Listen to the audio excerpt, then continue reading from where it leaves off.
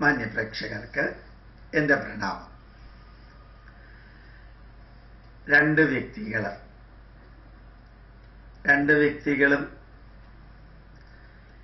ക്രൈസ്തവ ചിന്താധാരയിലുള്ളവരാണ്. എന്നെ നല്ലോണം അറിയാവുന്നവരാണ്. എന്നെ ഒരു മകനെ പോലെ കാണുന്നവരാണ്. ഇതിലെ ഒരാള് തിരുവല്ലാക്കാരി.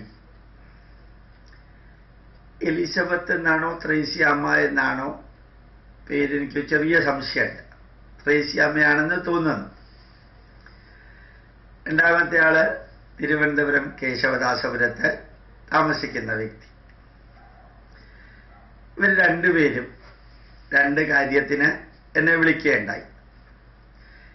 അത് രണ്ട് സബ്ജക്റ്റായിട്ട് യൂട്യൂബിൽ അപ്ലോഡ് ചെയ്യുന്നതിന് പകരം ഒരുമിച്ച് നിങ്ങളെ അറിയിക്കാൻ അത് പ്രയോജനപ്പെടുമെന്ന് വിചാരിച്ചതുകൊണ്ട് ഒരുമിച്ച് പറയും.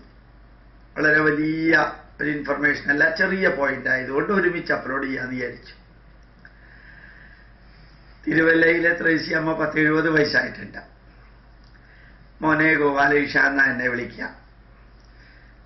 അവര് എന്നെ വിളിച്ചിട്ട് പറഞ്ഞു, മോനെ എൻ്റെ മകനെ മോനൊന്ന് വിളിക്കുമോ?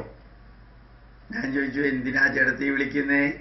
എന്തിനാമ്മേ ഞാൻ വിളിക്കുന്നേ എന്ന് ഞാൻ ചിരിച്ചോണ്ട് ചോദിച്ചു. മോനെ അറിയോ, എൻ്റെ മകൻ ഇപ്പം അമേരിക്കയിലാണ്. അവൻ്റെ ഭാര്യയും അമേരിക്കയിലാണ്, അവൻ്റെ മകളും അമേരിക്കയിലാണ്. ഞാൻ ഈ 70 വയസ്സിൽ ഈ തിരുവല്ലയിൽ ഒറ്റയ്ക്ക് ഇങ്ങനെ താമസിക്കാൻ മോനെ. ജോലിക്കാരുണ്ട്, അവര് വേണ്ടതെല്ലാം എനിക്ക് ചെയ്തു തരും. എന്നാൽ എൻ്റെ മക്കളൊക്കെ അവിടെ ഞാൻ ഒറ്റയ്ക്ക് ഇങ്ങനെ മരണവും കാത്തോണ്ട് ഇങ്ങനെ ഇരിക്കുകയാണ് മോനെ. പിന്നെ കുറേ ഇതാക്കിയപ്പോൾ ചോദിച്ചു, എന്താ മോനെ അമ്മ നേരിട്ട് വിളിച്ചുകൂടെ? ഞാനെന്തിനാ വിളിക്കുന്നേ എന്ന് ഞാൻ ചോദിച്ചു. അപ്പം അവർ പറഞ്ഞു, ഞാൻ ഇന്നലെ അവനെ വിളിച്ചു മോനെ. അവനോട് പറഞ്ഞു, നമ്മളുടെ പറമ്പും റബ്ബർ തോട്ടവും വീടും എല്ലാം കൂടി വിറ്റാല്, അല്ലെങ്കിൽ കുറച്ച് വിറ്റാൽ പോലും 10-70 കോടി രൂപ കിട്ടും. 70 കോടി രൂപയുടെ സ്വത്ത് ഇവിടെ ഉണ്ടായിട്ട് എന്തിനാ വെറുതെ അമേരിക്കയിൽ പോയിട്ട് ഇങ്ങനെ ജീവിക്കുന്നേ എന്ന് ഞാൻ ഇന്നലെ അവനോട് ചോദിച്ചു. അവൻ പറഞ്ഞ മറുപടി എന്താ അറിയോ മോനെ? അവൻ പറഞ്ഞു, ചെറുപ്പത്തില് അമ്മച്ചി എന്നെ പഠിപ്പിച്ചിട്ടില്ലേ, നീ മറ്റൊന്നും നോക്കണ്ട, മറ്റുള്ളവരുടെ കാര്യമൊന്നും നോക്കണ്ട, നീ നിന്റെ കാര്യം നോക്കി പഠിക്കുക. നീ നിന്റെ കാര്യം നോക്കിയിട്ട് നല്ലോണം പഠിച്ച് നല്ലോണം വലുതായി നിന്റെ കാര്യം നോക്കാനാണ് നീ പഠിക്കേണ്ടത് എന്ന് അമ്മച്ചി പറഞ്ഞിരുന്നില്ലേ? അത് ഞാനിപ്പോൾ ജീവിതത്തിൽ നല്ലോണം മനസ്സിലാക്കി. അപ്പം ഞാനിപ്പോൾ എൻ്റെ കാര്യമാണ് നോക്കണേ അമ്മച്ചി. എൻ്റെ ഭാര്യ അവളുടെ കാര്യം നോക്കിയിട്ട് ഷിക്കാഗോയിലാണ്. എൻ്റെ മകൾ അവളുടെ കാര്യം നോക്കിയിട്ട് ന്യൂയോർക്കിലാണ്. അമ്മച്ചിയുടെ കാര്യം നോക്കിയിട്ട് തിരുവല്ല തന്നെ അങ്ങ് കഴിഞ്ഞു കൂടിയാൽ മതി. ഏതാണ്ട് തീരാറാവുമ്പോൾ ഒക്കെ ഞങ്ങൾ വന്നോളാം എന്ന് ആ മകൻ തമാശ രൂപത്തിലോ അല്ലെങ്കിൽ തമാശയും സീരിയസ്നെസ്സും കൂടി ചേർത്തോ പറഞ്ഞു എന്നും ഏതായാലും അവൻ വരുന്ന ലക്ഷണമൊന്നുമില്ലാന്നും അതുകൊണ്ട് ഈ കുടുംബജീവിതവും അച്ഛനും അമ്മയും നോക്കേണ്ട ദൗത്യവും അച്ഛനമ്മമാർക്ക് നൽകേണ്ടതായ തിരിച്ചു കൊടുക്കേണ്ട മാതൃഋണവും, ഈ മാതൃഋണം എന്നുള്ള വാക്ക് അവർ ഉപയോഗിച്ചില്ല, ആ കടപ്പാടുമെല്ലാം മോനൊന്ന് എൻ്റെ മകനെ പറഞ്ഞ് മനസ്സിലാക്കി കൊടുക്കുമോ? ഞാൻ പറഞ്ഞു, ഏതായാലും ജന്മം നൽകി വളർത്തി വലുതാക്കിയ അമ്മ പറയുന്നത് ആ മകന്റെ ഇന്നത്തെ അവസ്ഥയിൽ മനസ്സിലാക്കാൻ ബുദ്ധിമുട്ടുണ്ടാവും. അമേരിക്കയിലെ സുഖവും അമേരിക്കയിലെ സന്തോഷവും അമേരിക്കയിൽ നിന്ന് കിട്ടുന്നതുമെല്ലാം നോക്കുമ്പോൾ ഒരുപക്ഷെ തിരുവല്ലയിലെ കൊതുകുകടിയും തിരുവല്ലയിലുള്ള ലഭിക്കുന്ന ചുറ്റുപാടുകളും എത്ര സമ്പത്തുണ്ടെങ്കിലും അമേരിക്കയിലെ അന്തരീക്ഷം തിരുവല്ലയിൽ കിട്ടില്ലല്ലോ. അതുകൊണ്ടായിരിക്കും അമ്മച്ചി അങ്ങനെ.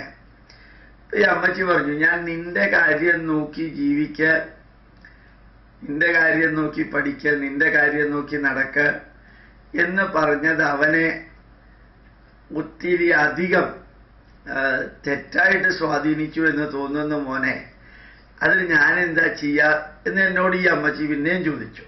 ഞാൻ പറഞ്ഞു, അങ്ങനെയൊന്നും നോക്കണ്ട, ദുരുദ്ദേശത്തോടു കൂടിയൊന്നും അല്ലല്ലോ അന്ന് പറഞ്ഞത്, എന്നാലും നിന്റെ കാര്യം നോക്ക എന്ന് മാത്രം ഏത് മാതാപിതാക്കൾ പറയുമ്പോഴും ശ്രദ്ധിക്കണം എന്ന് ഈ ത്രേസ്യാമ്മയോട് ഞാൻ പറഞ്ഞു.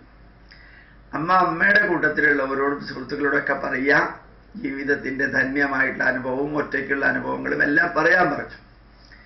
എന്നാലും അവരങ്ങോട്ട് സന്തോഷിച്ചില്ല, സമാധാനിച്ചുമില്ല. ഇവരിടയ്ക്കിടയ്ക്ക് വിളിക്കും, ഞാൻ അവരെ ഇടയ്ക്കിടയ്ക്ക് ആശ്വസിപ്പിക്കും. ഇങ്ങനെ നമ്മൾ മക്കളെ വളർത്തുമ്പോൾ കൊടുക്കുന്ന ഉപദേശം മക്കളുടെ മനസ്സിൽ ചില പ്രത്യേക സുഖങ്ങൾക്കും സൗകര്യങ്ങൾക്കും വേണ്ടി മാത്രം അതിനുവേണ്ടി പരക്കം പായുമ്പോഴുള്ള മാനസികാവസ്ഥ, അതേപോലെ തന്നെ ആ മക്കളുടെയും മക്കളുടെ ബന്ധുക്കളുടെയും എല്ലാ ഭാര്യയും മകളും അവരുടെയൊക്കെ ഇന്നത്തെ ജീവിതത്തിന്റെ അവസ്ഥ, ഇങ്ങനെ പലതും പലതും പലതും ചേർന്നിട്ടാണ് നമ്മളുടെ ജീവിതം, നമ്മളുമായി ബന്ധപ്പെട്ടവരുടെ ജീവിതം, നമുക്ക് ജീവിതത്തെക്കുറിച്ചുള്ള വീക്ഷണം, നമ്മളുമായി ബന്ധപ്പെട്ടവർക്ക് ജീവിതത്തെക്കുറിച്ചുള്ള വീക്ഷണം, ഇങ്ങനെ പലതും പലതും ചേർന്നിട്ടാണ്. ഇതിൻ്റെ എല്ലാത്തിൻ്റെയും ആകത്തുകയാണ് വാർദ്ധക്യത്തിൽ നമ്മൾ പലപ്പോഴും അനുഭവിക്കേണ്ടി വരുന്നത്. 24 മണിക്കൂറും ഒറ്റയ്ക്ക് വീട്ടിലിരിക്കുമ്പോൾ, പ്രത്യേകിച്ചൊന്നും ചെയ്യാനില്ലാതെ ജീവിക്കേണ്ടി വരുമ്പോൾ ഉണ്ടാകുന്ന ഒറ്റപ്പെടലും വേദനയും മരണത്തോടുള്ള ഭയവും, എന്നാലും മരണം വരുമല്ലോ എന്ന ഉറപ്പും എല്ലാം കൂടി ചേർത്തിട്ടൊരു കൺഫ്യൂഷൻ. അതിനൊരു സൊല്യൂഷനെ ഞാൻ അവരോട് പറഞ്ഞുള്ളൂ. അമ്മ ഒരു കാര്യം ചെയ്യാം, അമ്മ പള്ളിയിൽ പോവാറുണ്ടെങ്കിൽ, അല്ലെങ്കിൽ എവിടെയെങ്കിലൊക്കെ സാമൂഹിക പ്രവർത്തനത്തിന് പോകാറുണ്ടെങ്കിൽ, എഴുന്നേറ്റ് നടക്കാൻ സാധിക്കുന്ന ആ നിമിഷം വരെ അമ്മ പ്രവർത്തനോന്മുഖമാവുക. അമ്മ പള്ളിയിലെ ഓരോ കാര്യങ്ങളിലും പങ്കെടുക്കുക. അത് ആത്മീയമാവണമെന്നില്ല. അവിടെ സ്കൂളുണ്ടെങ്കിൽ സ്കൂളിൽ പഠിപ്പിക്കാൻ പോവുക, അല്ലെങ്കിൽ സ്കൂളിൽ മാനേജറെ അസിസ്റ്റ് ചെയ്യാൻ പോവുക, പള്ളി കാര്യങ്ങളിൽ പങ്കെടുക്കുക. അതല്ല വേറെ ഏതെങ്കിലും സംഘടനയുമായിട്ട് ബന്ധമുണ്ടെങ്കിൽ അവിടെ പോയി പ്രവർത്തിക്കുക. ആൾക്കാർ നല്ലത് പറയുന്നോ ചീത്ത പറയുന്നോ എന്നൊന്നും നോക്കണ്ട. അവസാനത്തെ ശ്വാസം വരെ വീട്ടിലിങ്ങനെ വെറുതെ ഇരിക്കുന്നതിന് പകരം കർമ്മനിരതരായ ജീവിതം നയിക്കാം. അതിപ്പോ ഓട്ടോറിക്ഷയുണ്ട്, 10-70 കോടി രൂപയുടെ സ്വത്തില്ലേ, അതുകൊണ്ട് അത് കാരണം വണ്ടിയിൽ പോവാം. നമ്മുടെ കാറ് തന്നെ വേണമെന്നില്ല, ഓട്ടോറിക്ഷ എടുത്തു കഴിഞ്ഞാൽ അവർ വന്ന് കൊണ്ടുപോകും. അങ്ങനെ പോയിട്ട് രാവിലെ മുതൽക്ക് രാത്രി വരെ ആർക്കെങ്കിലൊക്കെ പ്രയോജനപ്പെടുന്ന ജീവിതം പള്ളിയിലോ അമ്പലത്തിലോ സംഘടനയിലോ ആശുപത്രിയിലോ സ്കൂളിലോ എവിടെ സാധിക്കുമോ അവിടെ ചെയ്യുക. എന്നിട്ട് പുറകോട്ട് തിരിഞ്ഞു നോക്കുക. ഇന്നത്തെ ബോറിങ്ങും മക്കളും മരുമക്കളും അവരുടെ മക്കളുമൊക്കെ നമ്മുടെ കൂടെ ഉണ്ടാവണം എന്നുള്ള ധാരണയൊക്കെ മാറ്റുക. അവർക്ക് അവരുടെ രീതിയിൽ ജീവിക്കാനുള്ള സ്വാതന്ത്ര്യം കൊടുക്കുക. അമ്മയുടെ രീതിയിൽ ധന്യമായിട്ട് ജീവിക്കാം എന്ന് പറഞ്ഞു. ഇപ്പൊ കുറേശ്ശെ അവർ സോഷ്യൽ വർക്ക് തുടങ്ങിയിട്ടുണ്ട്. ഇതൊരു അനുഭവം. ഇനി വേറൊരു ചെറിയ അനുഭവം, അതും ഒരു ക്രിസ്ത്യൻ സ്ത്രീയാണെന്ന് ഞാൻ പറഞ്ഞല്ലോ. അവരും ഈ യൂട്യൂബ് കാണുന്നവരാണ്. ഞാൻ ഈ ക്രിസ്ത്യൻ സ്ത്രീയാണെന്ന് എടുത്തു പറയാൻ കാരണം അതൊരു മതത്തിന്റെ അടിസ്ഥാനത്തിലാണെന്ന് ധരിച്ചേക്കല്ലേ. അവർക്കും നമ്മളുടെ സന്ദേശം ഇഷ്ടപ്പെടുന്നു എന്നുള്ള അഭിമാനത്തോടു കൂടി പറയാൻ വേണ്ടിയാണ് അങ്ങനെ ഒരു മതം പറഞ്ഞത്. അല്ലാണ്ട് മതത്തിന്റെ ആളെ എന്തിനാ ഇങ്ങനെ മതം പേര് പറയുന്നത് എന്ന് ധരിച്ചേക്കല്ലേ. അവർ കേശവദാസപുരത്ത് നിന്ന് രാത്രി ഒരു 10 മണിക്ക് വിളിച്ചു, എൻ്റെ മോനെ, ഞാൻ വീടൊക്കെ വെച്ച് ഞാനിവിടെ തറക്കേടില്ലാതെ സുഖമായിട്ട് ജീവിക്കുകയാണ് കേശവദാസപുരത്ത്. ഞാൻ ചോദിച്ചു, ഇപ്പൊ എന്താ പറ്റിയ മറിയടത്തേക്ക്? അറിയാമ്മ, അമ്മയ്ക്ക് എന്താ പറ്റിയെന്ന് ചോദിച്ചു. മോനെ, 2-3 പേര് വന്ന് പറഞ്ഞു, ഈ വീടിരിക്കുന്ന 5 സെന്റ് പറമ്പിന്റെ കന്നിമൂല താഴ്ന്നിരിക്കുകയാണ്, അതുകൊണ്ട് ഈ വീടിനത് കേടാണ് എന്ന് വന്ന് പറഞ്ഞു.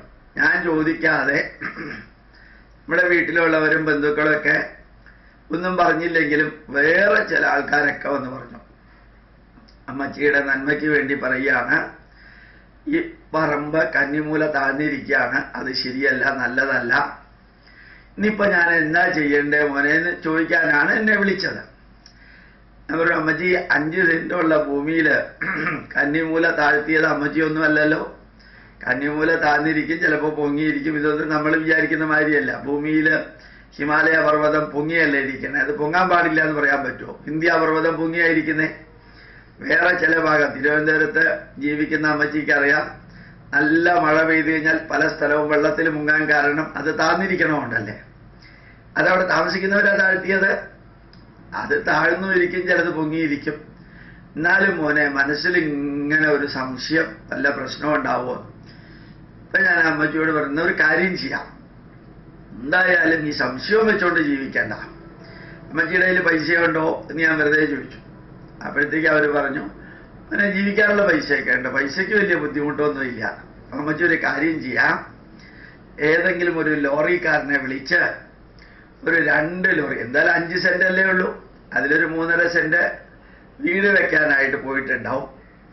പിന്നെ താഴ്ന്നിരിക്കുന്ന കന്നിമൂല മാത്രമാണല്ലോ, ബാക്കിയുള്ള മൂലകളൊക്കെ പൊങ്ങിയായതുകൊണ്ടാണല്ലോ കന്നിമൂല താഴ്ന്നെന്ന് തോന്നിയത്.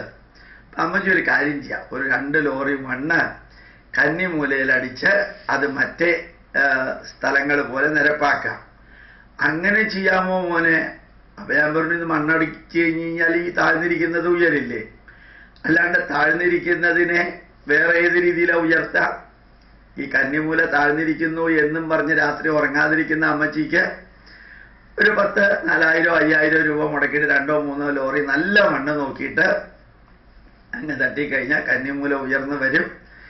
മറ്റു മൂലകൾ പോലെ തന്നെ ആവും. അപ്പൊ രാത്രി ഉറക്കം വരും. 5000 രൂപ പോയി എന്നല്ലേ ഉള്ളൂ.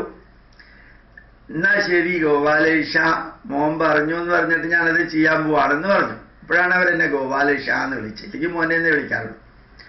ഏതായാലും ഞാൻ നിങ്ങളോട് പറയുന്നു, ഇതെല്ലാം നമ്മുടെ ജീവിതത്തിലൊരു രസമാണ്.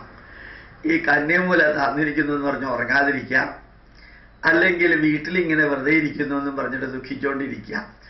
ഇതൊക്കെ ജീവിതത്തിന്റെ ഭാഗമാണെന്നറിഞ്ഞുകൊണ്ട് ധന്യമായിട്ട് ചെറിയ ചെറിയ പ്രശ്നങ്ങൾക്ക് ചെറിയ ചെറിയ ഉത്തരമുണ്ട്. ആശിക്ഷായൈ പ്രശ്നിനം ഉപശിക്ഷായൈ ഉപപ്രശ്നിനം എന്ന് വേദത്തിൽ മന്ത്രമുണ്ട്. വലിയ വലിയ സംശയങ്ങൾക്ക് വലിയ വലിയ ഉത്തരമുണ്ട്, ചെറിയ ചെറിയ സംശയങ്ങൾക്ക് ചെറിയ ചെറിയ ഉത്തരമുണ്ട്. അങ്ങനെ ആ ഉത്തരം എടുത്തുകൊണ്ട് പ്രശ്നങ്ങൾ പരിഹരിച്ചുകൊണ്ട് മുമ്പോട്ട് പോവാൻ നമ്മുടെ എലിസബത്ത് ത്രേസ്യാമ്മയോ മറിയാമ്മയോ 2 പേർക്കും സാധിച്ചതുപോലെ നിങ്ങൾക്ക് സാധിക്കട്ടെ എന്ന് പ്രാർത്ഥിക്കുന്നു. പ്രണാമം, നമസ്കാരം.